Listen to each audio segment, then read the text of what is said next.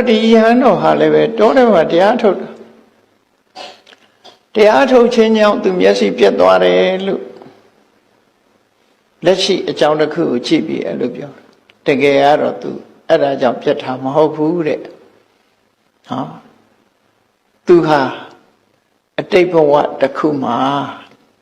မျက်စိကုသတဲ့ဘိန်းတော်ဆရာမျက်စိကုတဲ့မျက်စင်းခတ်ပြီးတော့မျက်စိကုတဲ့ဆရာဖြစ်ခဲ့ဘူးတဲ့အဲ့လိုမျက်စိဆရာဖြစ်တဲ့အခါမှာရှင်းတော့လည်းပဲမူပိုင်းဒေါက်တာတွေရှိတာပေါ့ physician တွေရှိတာနယ်လှည့်ပြီးဆေးကုတယ်နယ်လှည့်ပြီးဆေးကုဒီဘက်မှာမျက်စိယောဂတွေများရှိလားရွာတရွာရောက်တိုင်းမေးတယ်မျက်စိယောဂတွေရှိလားရှိတယ်အေးဆေးကုခြင်းနဲ့ဆိုရင်ကုပေးမယ်မျက်စိယောဂကုခြင်းနဲ့ဆိုလို့ရှိရင်ပြပါသူကြည့်ပါမယ်ဆရာကုပေးရွာတရွာရောက်တော့အဲ့တိုင်ပဲမျက်စိယောဂရှိလားဆိုအမျိုးသမီးတယောက်ရှိပါတယ်မျက်စိကုမယ်ဆရာရောက်လာတယ်ဆိုပြီးတော့ကုမယ်ဒီဆရာနဲ့ကုကြည့်မယ်ဆိုပြီးတော့အဲ့ဒီမျိုးသမီးရဲ့မျက်စိယောဂလည်းဆရာပေါင်းကိုစုံနေမပြောက်ဘူးမပြောက်တော့သူမျက်စိကိုပြောက်အောင်ကုနိုင်မဲ့လူလို့သိမထင်ဘူးလူဆိုတာမထင်လို့ရှိရင်စကားလွန်အောင်ပြောတတ်တယ်အဲ့တော့အမျိုးသမီးကမျက်စိကုမလားလို့ဆိုတော့ကုမယ်ပေါ့အေးကုမယ်ဆိုလို့ရှိရင်သူကမျက်စိကိုစမ်းသပ်ကြည့်ပြီးတော့မျက်စိတစ်လုံးဘယ်လောက်ပေးမလဲဟာစေဘဝခညှိနှိုင်းကြတယ်ညှိနှိုင်းတဲ့အခါကျသူကပြောင်းအောင်ကုနိုင်မယ်မထင်တော့ဘာပြောတော့အောင်လေးဆရာရဲ့စကားပြောမနေစမ်းပါနဲ့ကျမမျက်စိပြောင်းအောင်ကုနိုင်ရှိတဲ့ပစ္စည်းပုံအပ်ပြီးလူကိုယ်တိုင်ကြုံခံမမယ်စကားဆိုတာအလွန်ကြုံမပြောအောင်သူပြောလိုက်တယ်အဲ့မျိုးတပည့်အဲ့ဒါကောင်းပြီနှုတ်ကတိပေါ့စာချုပ်တော့မချုပ်ပါဘူးနော်ကိုနှုတ်ကတိနဲ့လက်ခံလိုက်စေဝါဖော်ဆက်တယ်ဖော်ဆက်ပြီးတော့မျက်စိကွင်းနဲ့ဆေးတို့မျက်စင်းခတ်တာတွေတို့ဖော်ဆက်ပြီးတော့မျက်စိရောအကုတယ်ဆရာကိုယ်တိုင်မျက်စင်းဆေးကိုဖော်ဆက်ပြီးတော့ကုတယ်အဲ့ဒီမျက်စင်းကတခါခတ်လိုက်တာနဲ့မျက်စိကတိုးတက်သွားတယ်ကျိန်းဆက်တာတွေတက်တာသွားတယ်အဲ့ဒီအချိန်မှာစကားလွန်ထားတဲ့ယောဂတဲ့အမျိုးသမီးကသူစကားလွန်ထားပြီလေစကားလွန်ထားတဲ့အခါကျတော့ဒီခါတော့ဒီဆေးနဲ့ပြောင်းမယ်ထင်တယ်ပြောင်းရင်တော့ငါပြောထားတာငါစကားနဲ့ငါဒုက္ခရောက်တော့မှာပဲအဲ့တော့ယုံထွက်တဲ့အနေအားဖြင့်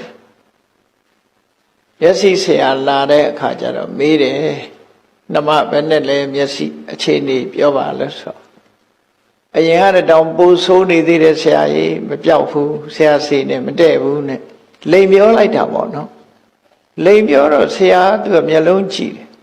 ကြည့်တော့တိုးတက်တယ်ဆိုတာသူသိတယ်အဲ့တော့သူ့ကိုမပေးချင်လို့လိမ်တာပဲဆိုပြီးအဲ့ဒီအချိန်လေးမှာဆေးဆရာစိတ်ကောင်းနှလုံးကောင်းထားရမယ်အစားစိတ်ကောင်းနှလုံးကောင်းမထားတာအဲ့ဒါတတိထားရမယ်အချက်ပဲနော်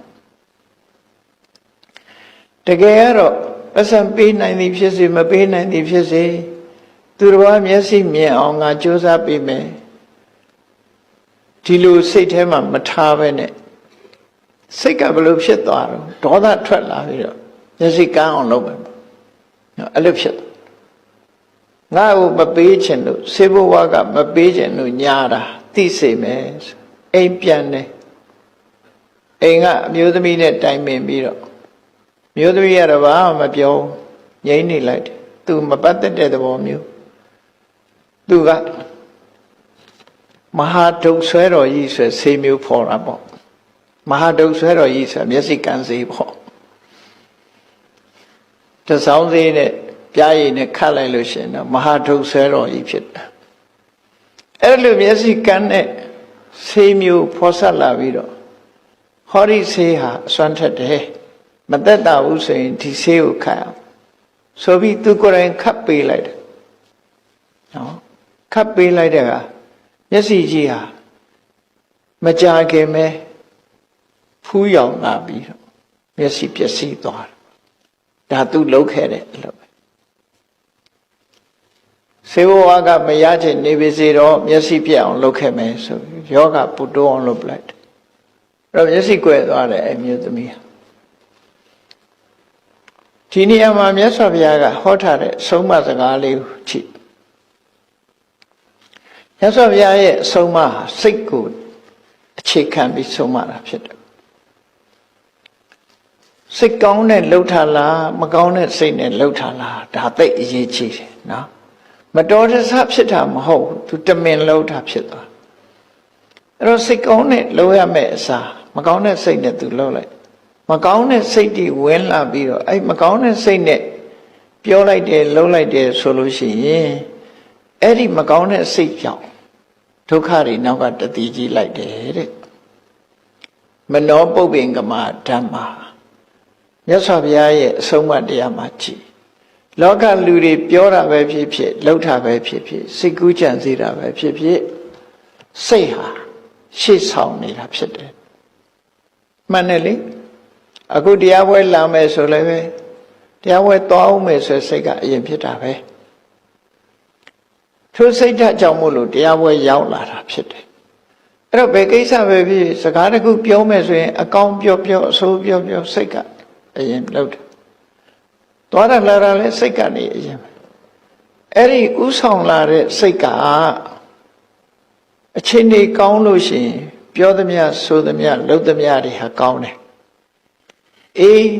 ဒေါသနဲ့တွဲဖက်လာလို့တစ်ဖက်သားကိုပျက်စီးစေလို့တဲ့စေရနာဆိုနော်ဆိုးရတဲ့စိတ်ဓာတ်တွေဝင်လာပြီးတော့ပြောတယ်ဆိုတယ်ဆိုရင်တော့ထိုလုပ်သမျှတွေဟာနောက်ကနေပြီးတော့ဒုက္ခဆိုတာမွေးဖွားလာပြီးမှသိချဖြစ်တယ်အဲ့ဒါကိုမြတ်စွာဘုရားဟောတာ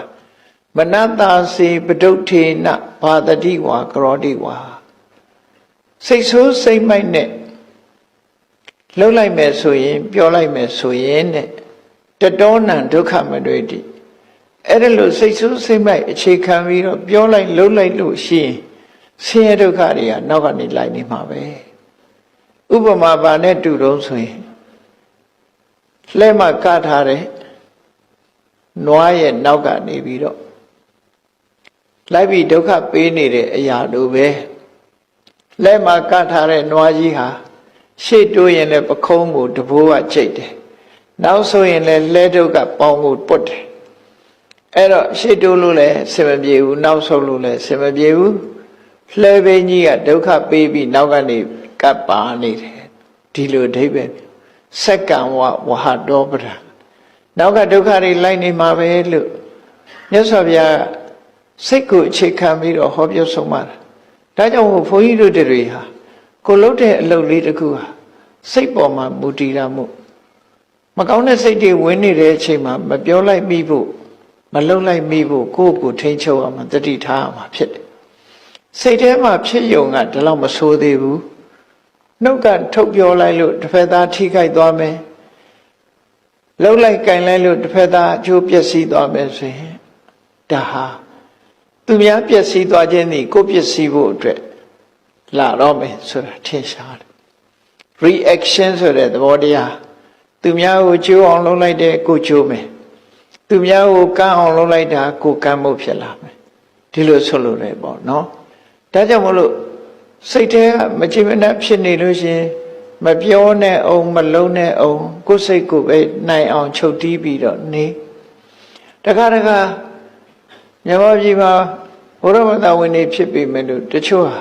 အတွေးလွဲတာတွေရှိတတ်တယ်ပေါ့ဒီနေရာမှာစိတ်ကအဓိကလို့ဟောထားတာမြတ်စွာဘုရားဟောတယ်